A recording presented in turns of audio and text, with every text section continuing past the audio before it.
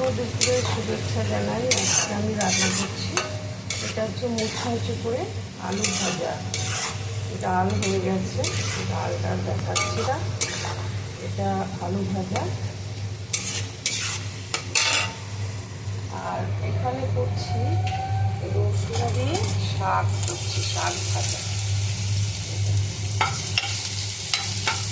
শাক সেদ্ধ করে রেখে দিয়েছি, এটা হচ্ছে লাউ শাক। আর এখানে ডিম বসিয়ে দিয়েছি, ডিম সেদ্ধ হচ্ছে।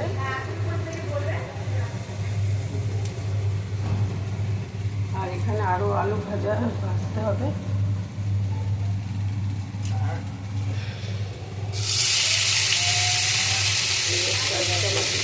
রান্না সবাই তোমরা ভালো থাকো।